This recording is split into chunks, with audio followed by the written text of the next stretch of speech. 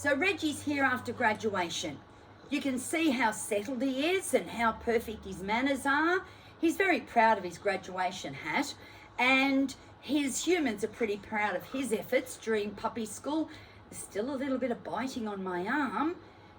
I just want to pose this question. Do you think that after 4 weeks at puppy school, you're ready to head off into the sunset with your perfectly trained dog and introduce them to the world?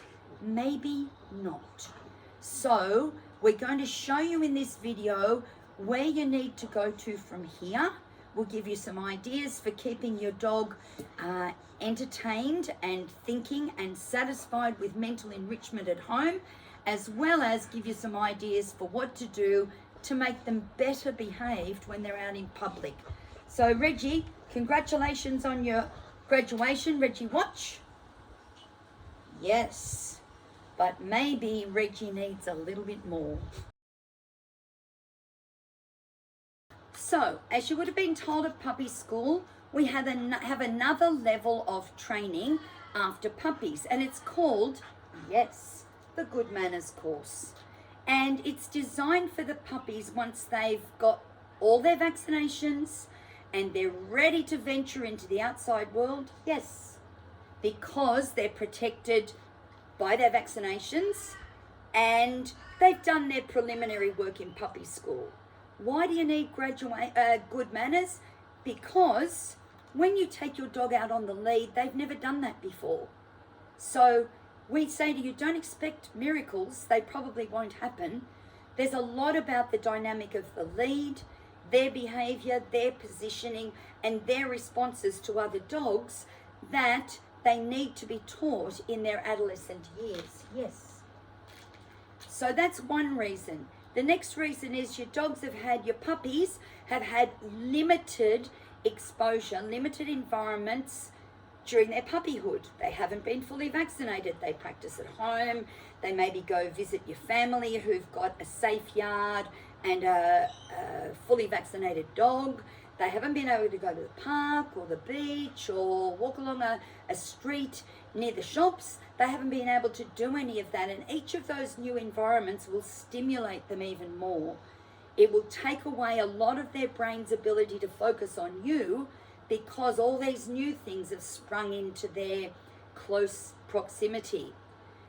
Another reason attached to that is that stuff's going to distract them. At home, you can get probably 100% of their brain to focus on you because the environment is familiar and they know what's going on there. But you start to take your vaccinated dog out and they go, hey, there's a man over there in a hat. Oh, look, there's a dog over there. Oh, look, somebody dropped a chip on the ground. And all of a sudden you haven't got 100% of their brain. You might have 40% of their brain. So very, very important reason for bringing them along to a good manners class, because we will have a controlled small group, usually a limit of 8. All dogs are on lead. All dogs are being taught to focus on their owners in the presence of other dogs. But it's not random other dogs in an outside environment that might run through, come up to you, distract your dog, jump on your dog, who knows. So it's a controlled environment. Also, we recommend good manners because there are times when your dog is on the lead that they need to learn that they're not going to interact with another dog. It's not playtime. They need to be just under control and calm and quiet on the lead out in public. So very good reasons for you to look at the next step.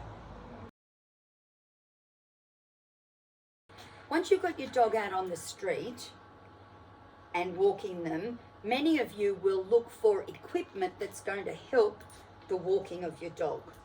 So Reggie's family's choice is a ROGS or an Easy Walker, Easy Dog harness that has a chest plate and it has straps around the neck and then under the belly.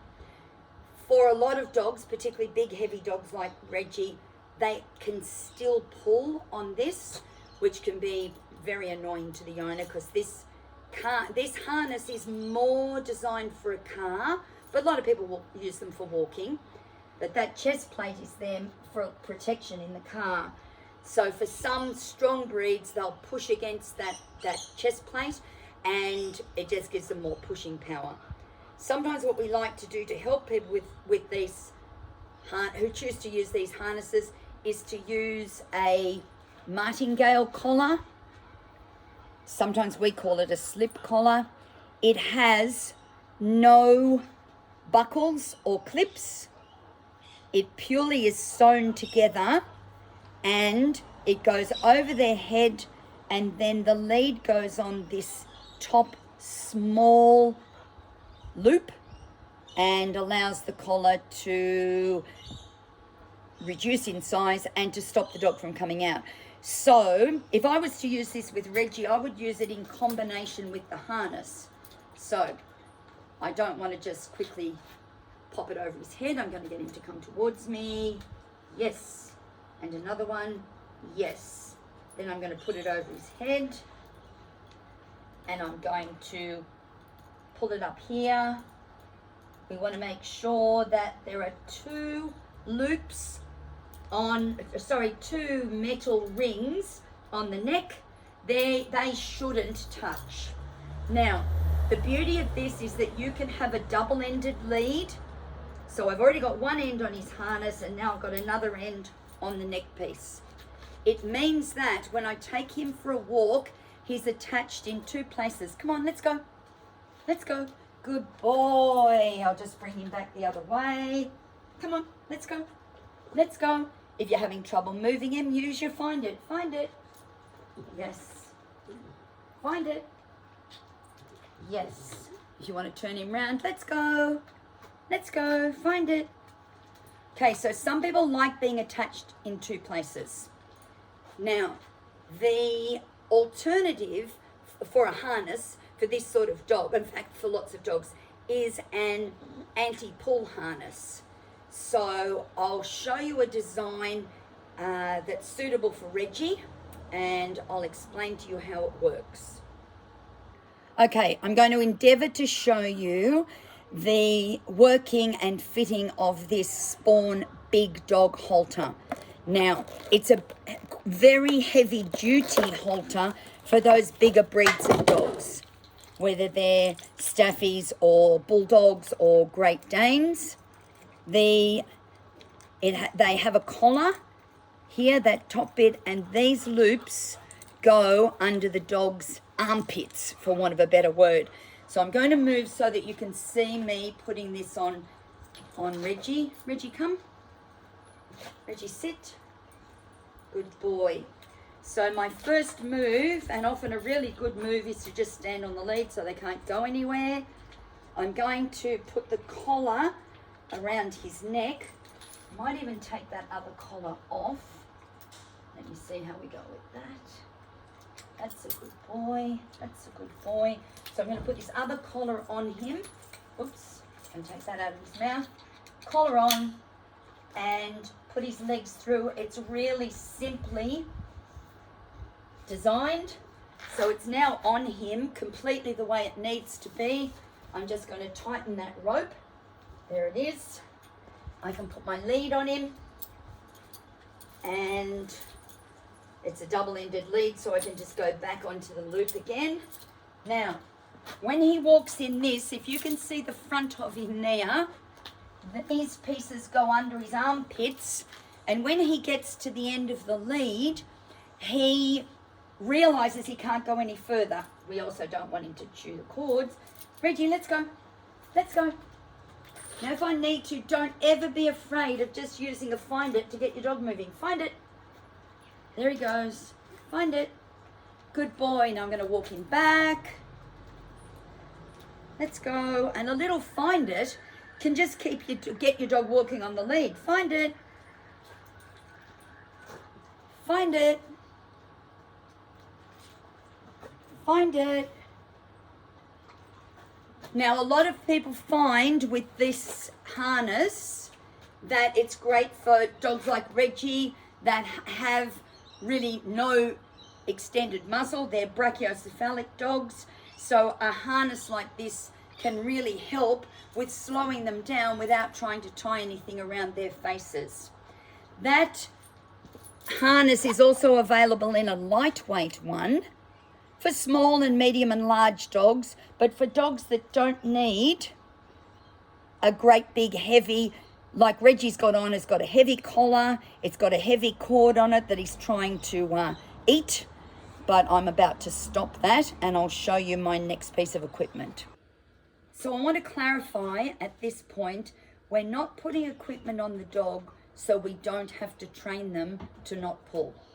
We're putting on equipment on the dog to cut down a little bit of their hyper-aroused state, but we still need to practice all the strategies that go with walking on the lead, focusing on us, walking beside our leg, not pulling ahead, and the equipment is only part of that. Not all dogs need the equipment. I'll just say that up front.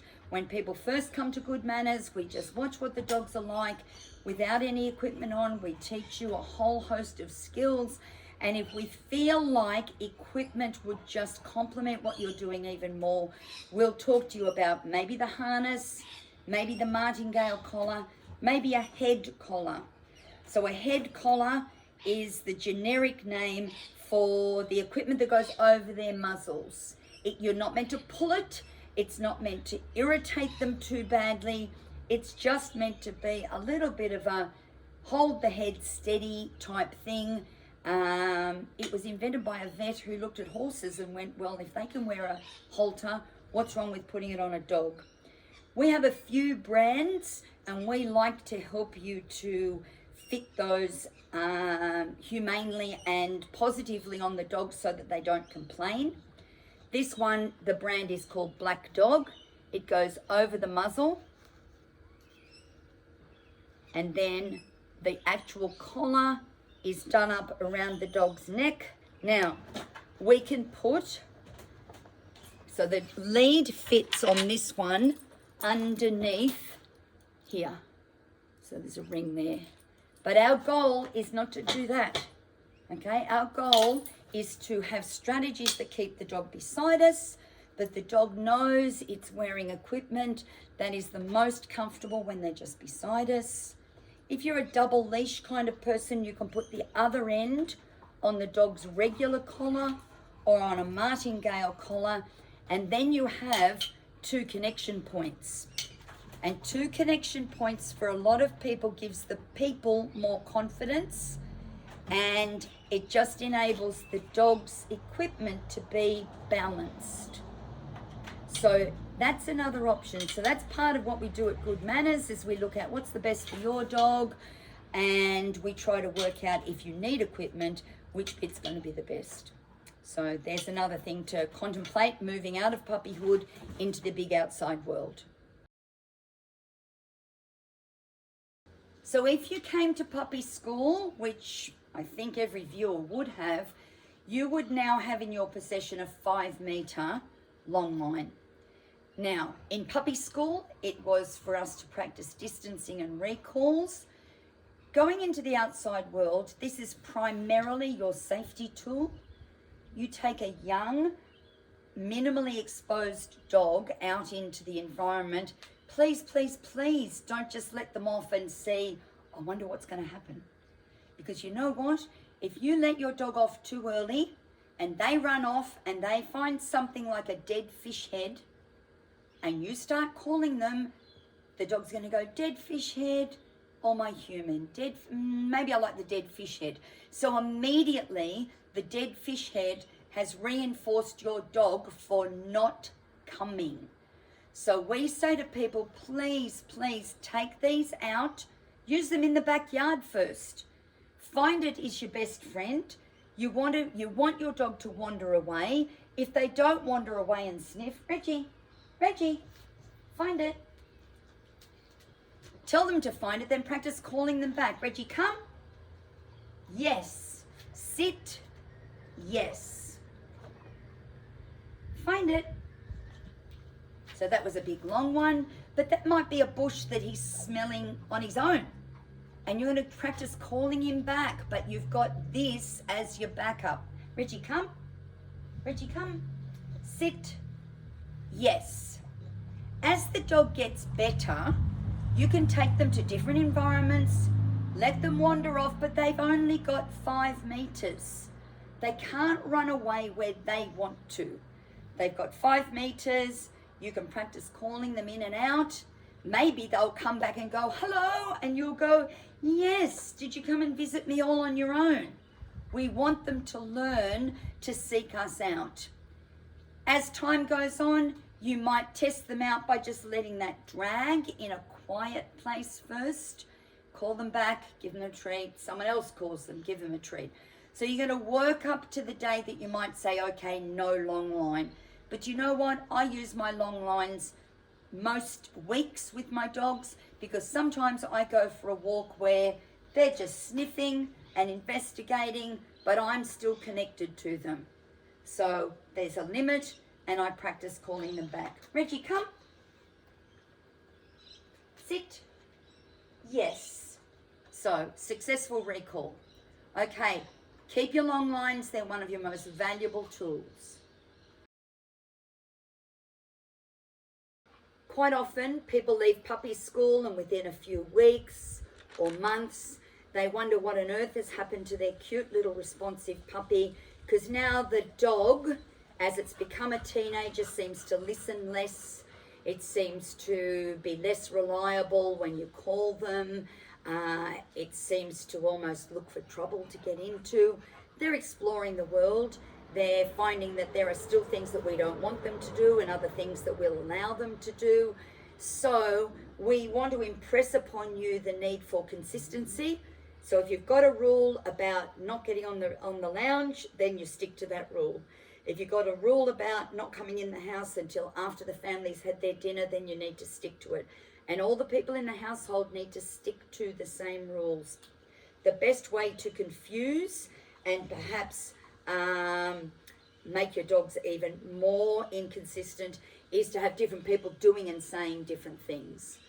So what we say to people is we don't want to do revolting punishment. Revolting punishment is called positive punishment, and it includes things like yelling at them, hitting them, scaring them through some technique,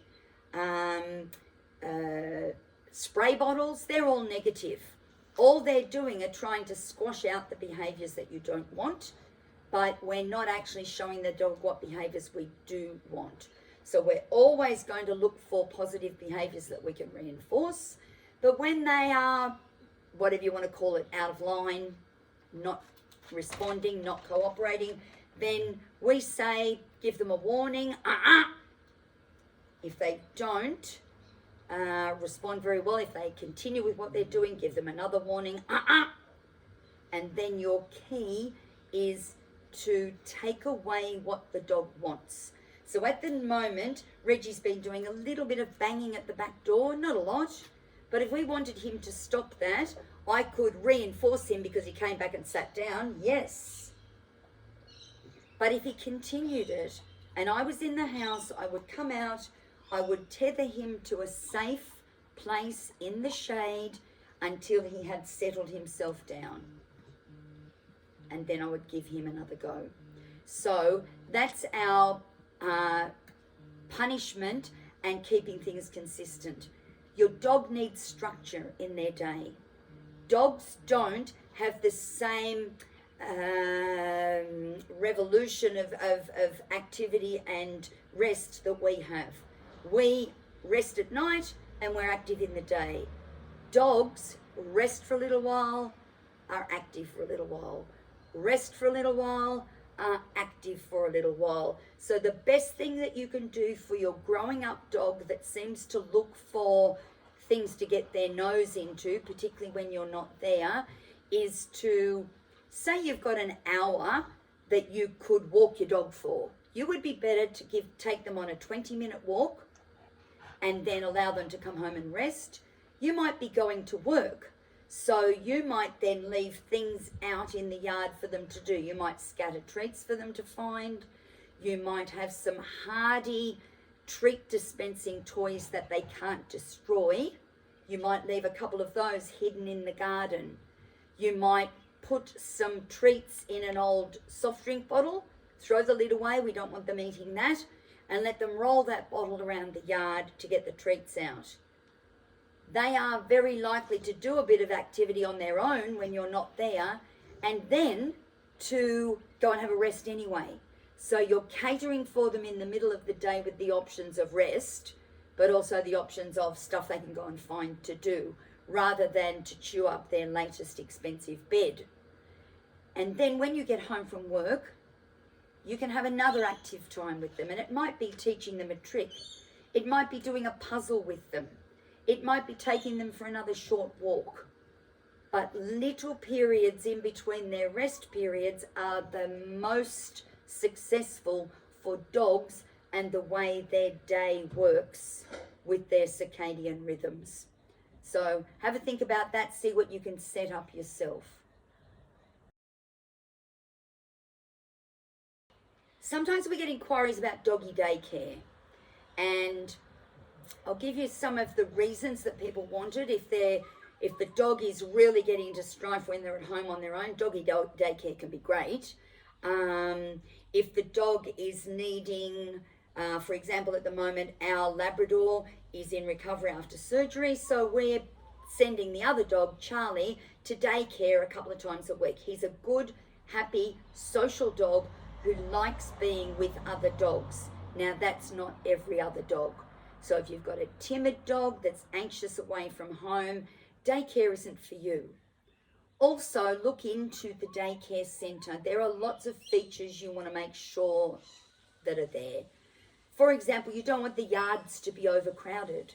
I've heard of some facilities that put 30 dogs in a yard with one teenage supervisor.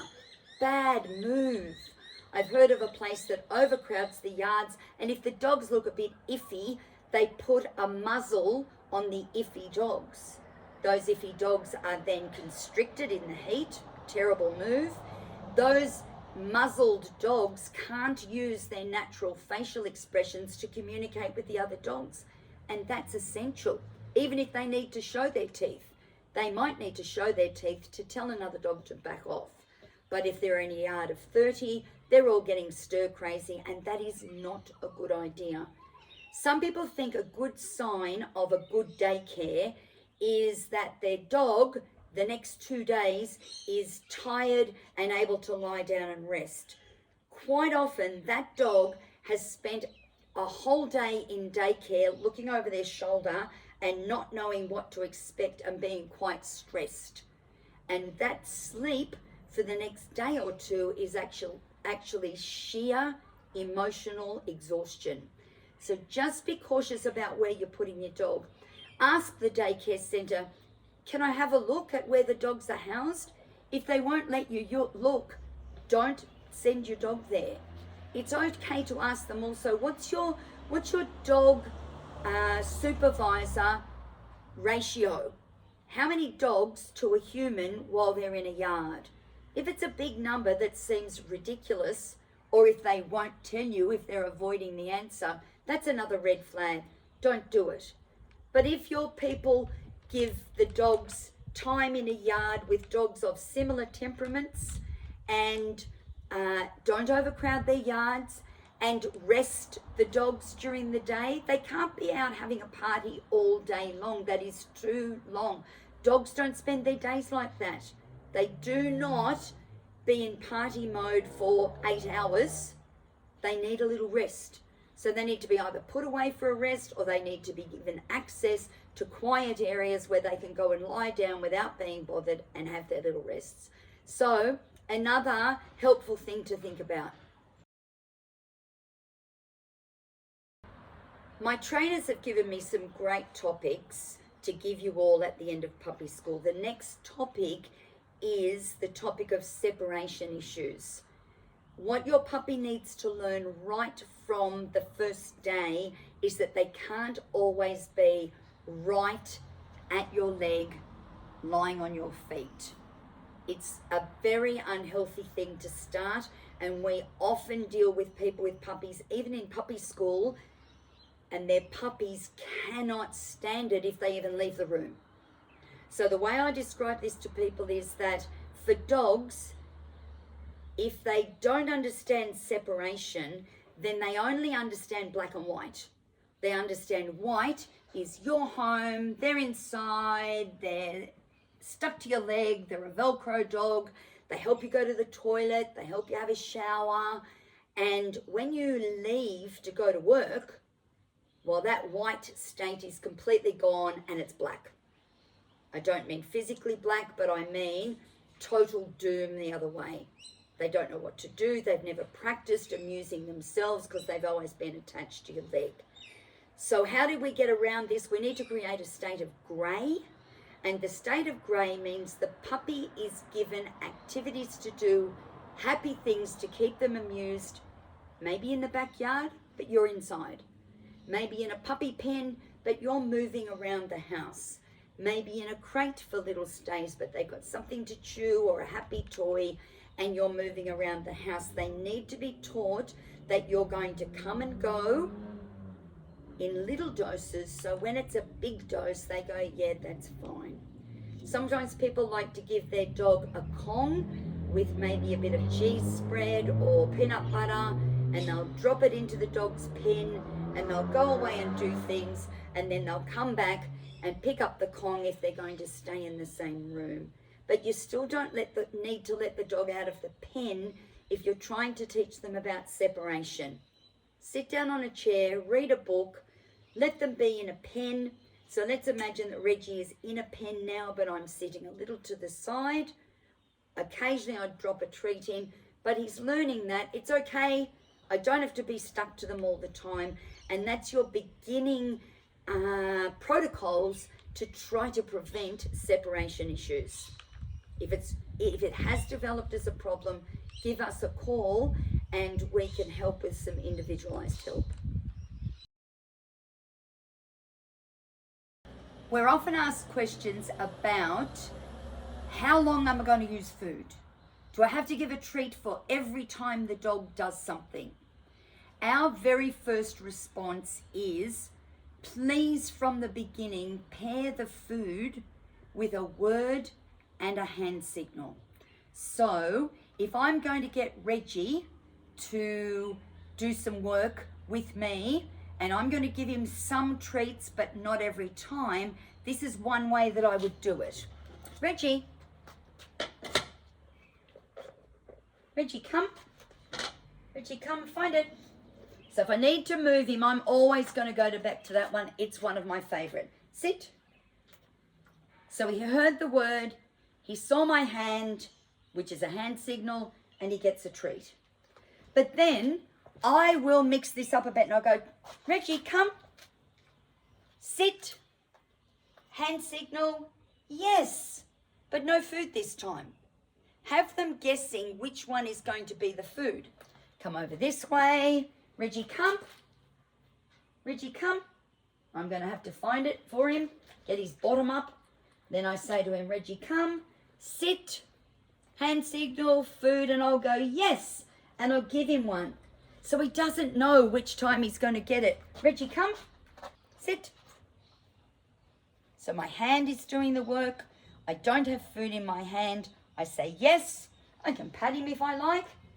But he just learns that it doesn't come every time. Now you can maybe do a treat and then maybe do 3 goes where there's no treat, just the hand signal and a yes.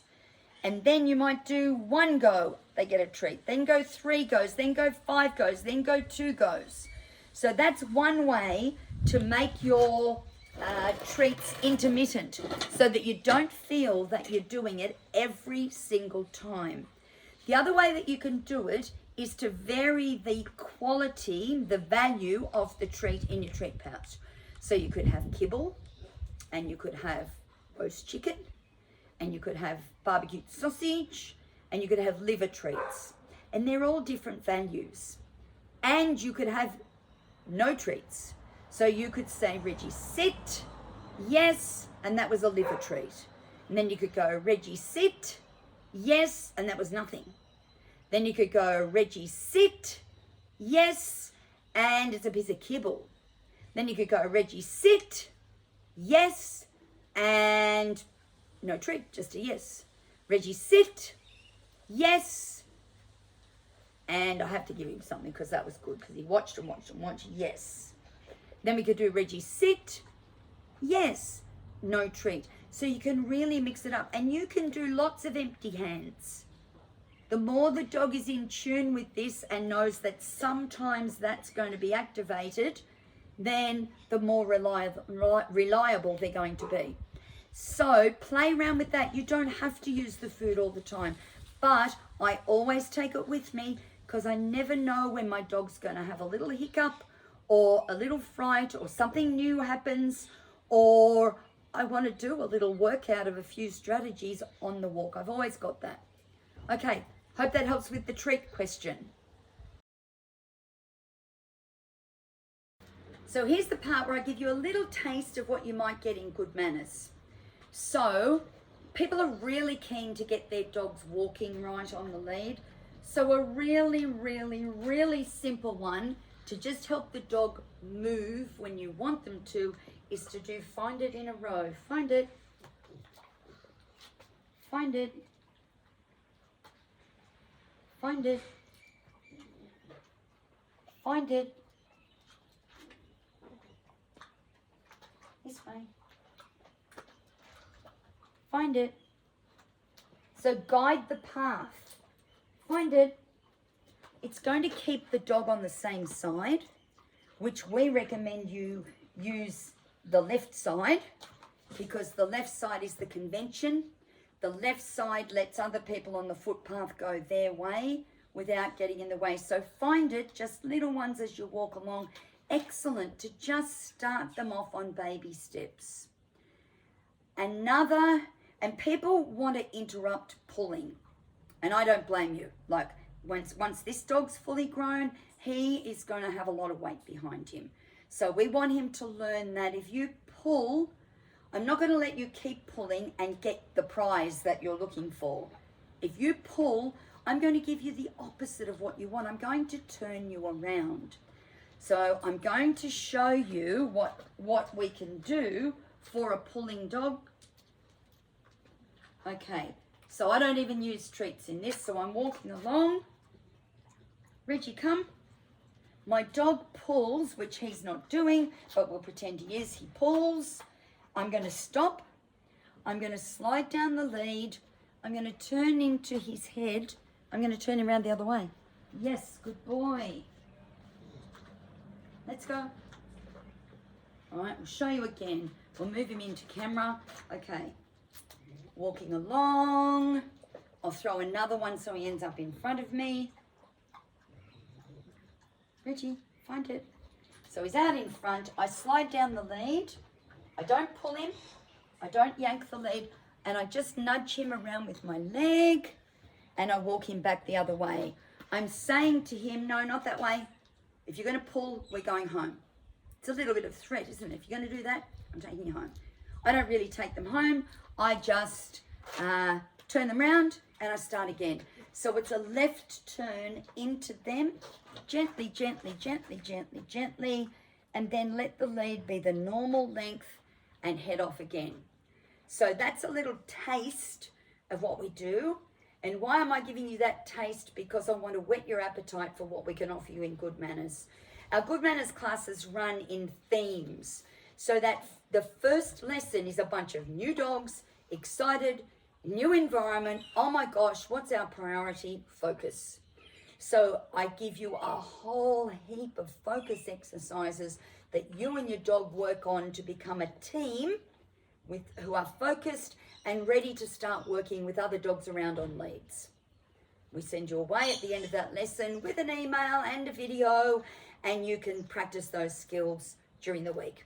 You come back next week and I say, who wants their dog to stop pulling on the lead? And everybody goes, me, me, me, me, me.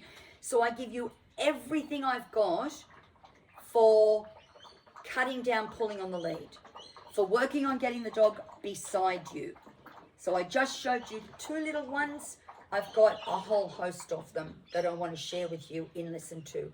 Lesson 3, what we look at is everything we can give you to get your dog more inclined to come back to you when you call them. So we've probably got a set of maybe a dozen exercises to do, activities, games that have the dog understanding that the best value is to run back to my human when they call out to me. So that's the beginning of lesson 3. Later on in lesson 3, we do waits, like waiting to come through a gate, waiting to go through a door, waiting before you jump out of the car. So wait, interrupting that urge for them to move forward. And then we also do stays, and stays are stronger than waits. Stays involve you telling the dog to sit and to wait, stay rather. You move away, and then you return to the dog, so they have to actually basically control themselves enough that they can sit there waiting for you to move away and come back.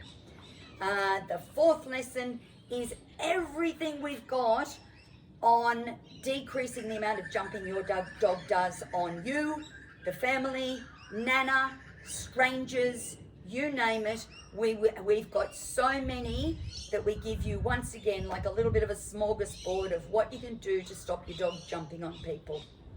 We also then aim in the next 2 lessons, it's a 6-week course, we aim to give you some real purposes for the strategies you've been using. So we play games with your strategies, we might have little competitions, we might extend your strategies so they're a little bit more challenging, so that you can really see the purpose for keeping your your dog's body and mind totally challenged through your interaction and training with them. So how do you book for Good Manners? All our usual pathways. You can go to our website and you can book on there. You can go to our Facebook page and you can message us there. You can send us an email to admin and get Susan to tee up things for you there. You can phone the admin and speak to them. We want you to know that, or remind you that there's a 10% discount for all puppy school graduates. And I think if you book online, the code is PPS10. PPS10 will give you the discount. Now, if it doesn't, you'll need to ring the admin and say the link doesn't work. So I'm pretty sure I'm telling you the truth. So have a go with that. We firmly believe that this is essential for the next move for your dog. We have had people come away from puppy school and go, no, my puppy's great. And then quite often we'll get people back 12 months, 18 months later, and their dog didn't get enough introduction gradually on the lead around other dogs, and their dog is reactive on the leash to other dogs because we didn't get the chance to give you the next step. So I know that was a bit of a sales pitch. I apologize now, but honestly, it's the biggest favor you can do for you and your dog is to take out your insurance policy now and do 6 more lessons in a Good Manners class. So thanks for choosing Barkers in Balance. We know that you must be happy at this stage because you're watching this video. Let's move forward to the next step and help your puppies become good, stable adult dogs. Thanks, everyone.